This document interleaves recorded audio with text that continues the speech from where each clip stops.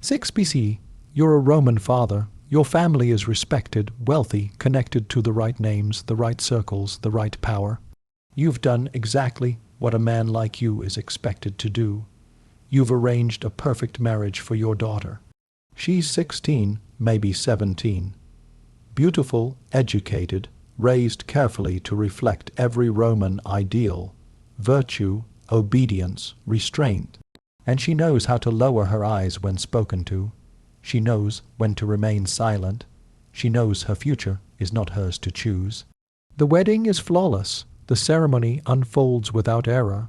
The feast is extravagant. Guests laugh. Wine pours freely. Music fills the air.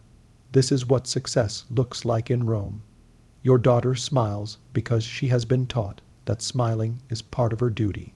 Then comes the final ritual, the one no one discusses openly, the one never described in detail.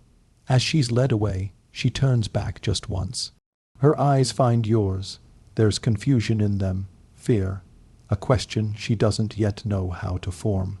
You look away, not because you don't love her, but because you know exactly what's about to happen, and you know you cannot stop it. This is the ritual Rome, buried so deeply that historians are still reconstructing it centuries later.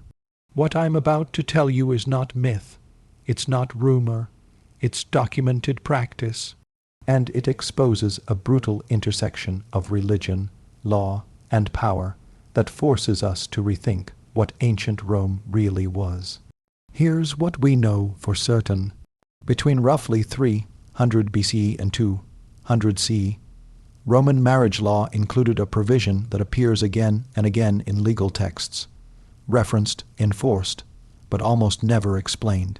Later, medieval writers would call it primi noctis.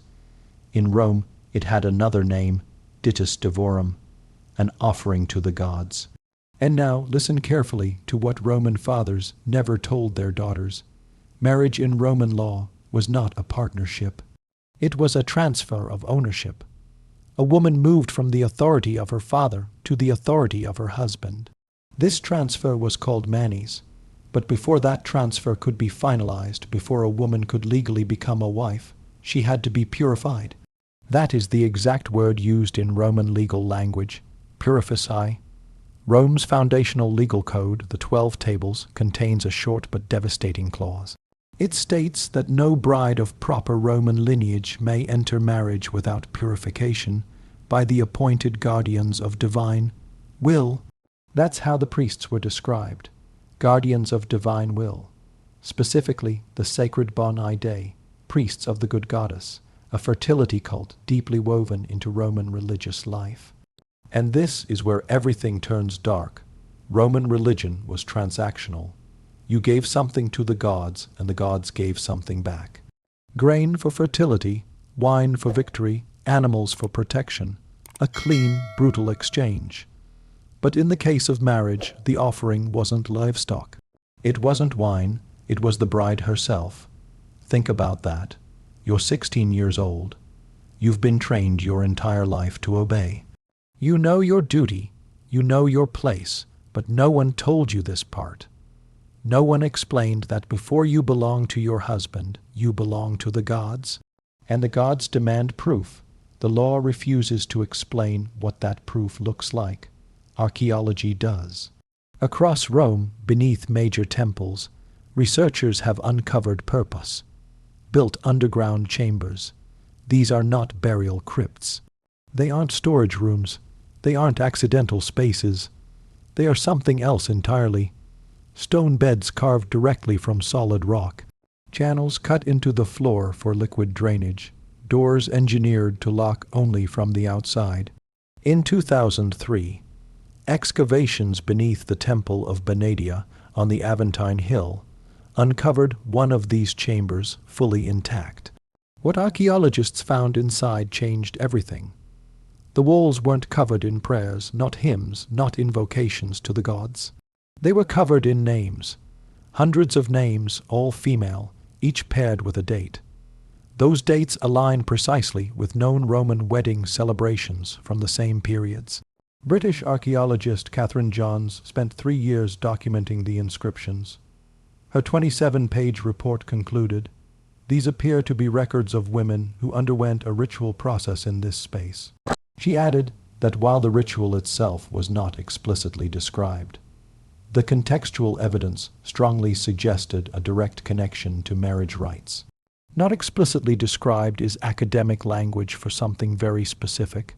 We know exactly what happened here. We just don't like saying it out loud, so I'll say it plainly. This was where priests claimed the right to consummate the marriage before the husband.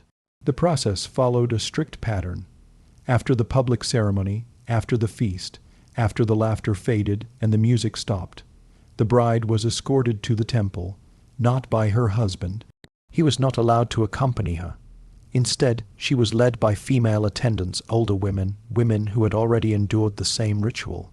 They guided her down narrow stone stairs, away from torchlight and celebration, into cold corridors beneath the earth. The air was damp, the walls closed in. Every step carried her farther from the world she knew. At the end of the passage stood a door. Behind it waited a priest or several. The sources disagree on the number. Much of the written testimony survives only in fragments because later generations worked very hard to destroy it.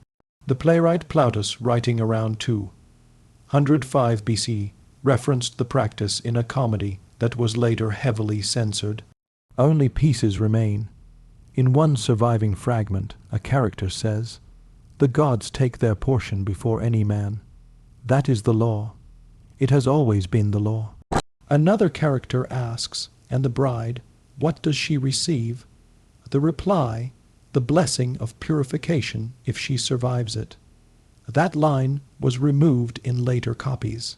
The philosopher Lucretius addressed the ritual even more directly in the 1st century BCE. Medieval monks attempted to erase the passage entirely. We only have it today because a single manuscript survived, rediscovered in 1417. Lucretius wrote, "The rites of Bona are called sacred, but they are terror. What the priest claims to offer the gods, he takes for himself, and the law shields this theft with the word divine." Read that again.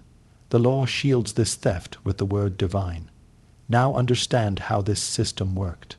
You are a Roman father. You know this ritual exists. You know your daughter will endure it. But you cannot refuse because it isn't called violence. It's called religion. It isn't assault. It's purification. It isn't a crime. It's divine law. The system is perfectly insulated against resistance.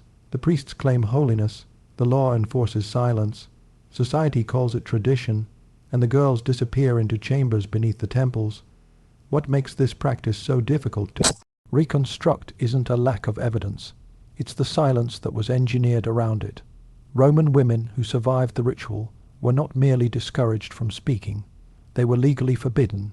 In 169 B.C., the Lex Vaconia introduced strict provisions regarding religious secrecy. Any woman who revealed the mysteries of sacred rites could be charged with impietas. The penalties were severe. Exile, loss of property, in some cases, death. This is why the historical record looks the way it does. The victims were silenced by law. The perpetrators cloaked their actions in holiness. And the men who wrote history were either participants in the system or beneficiaries of it. When later scholars complain that the sources are fragmentary, they are describing the result of a system designed to make speaking impossible. But power always misunderstands one thing about silence. Silence is not the same as forgetting, and when speech is forbidden, people find other ways to testify. In the 1920s, archaeologists excavating a villa in Pompeii uncovered a room that immediately unsettled them. It wasn't sealed by volcanic ash. It had been deliberately walled shut before the eruption of Vesuvius. Someone had hidden it. Inside was a fresco. At first glance it appeared ordinary, a conventional Roman wedding scene, a bride and groom standing together. Guests gathered, ritual gestures frozen in paint. Everything looked exactly as it should until you noticed the background. There, almost invisible unless you knew where to look, a second scene unfolded. A woman was being led down a staircase by robed figures. Her Her body twisted backward, her face turned toward a man standing above her. He reached for her, frozen in place, unable or unwilling to follow. The painter had given extraordinary attention to her expression, more care than the bride in the foreground. Fear, confusion, betrayal. The archaeologist who documented the fresco wrote, "The technical precision of hidden figure exceeds that of the central scene." The painter clearly intended the background image to be remembered. Someone painted that knowing they could never speak openly. Painting was safer than testimony. Hiding it was safer still. They sealed the room and trusted time to do what the law would not. Preserve the truth, it worked. 0 years later, we're still looking at it. After the ritual, the bride was returned to her wedding celebration, sometimes hours later, sometimes not until the following day. Roman wedding customs include a detail that puzzled historians for centuries. The bride appeared before her husband wearing a veil called a flammium. Unlike other veils, this one was never removed. Not during the ceremony, not during the consummation of the marriage. For a long time, scholars insisted this was about modesty, about Roman virtue, proper behavior. That explanation collapses when you read Roman medical texts from the same period. The physician, Serranes, writing in the 2nd century, casually notes in a gynecological treatise that many brides showed signs of recent injury on their wedding night. He offers practical medical advice, then adds a remark that changes everything. The veil, he writes, serves a dual purpose. It preserves modesty, and it prevents the husband from observing evidence of the purification ritual, which might provoke inappropriate questions. Prevents the husband from observing evidence. Read that again. The veil was not about virtue.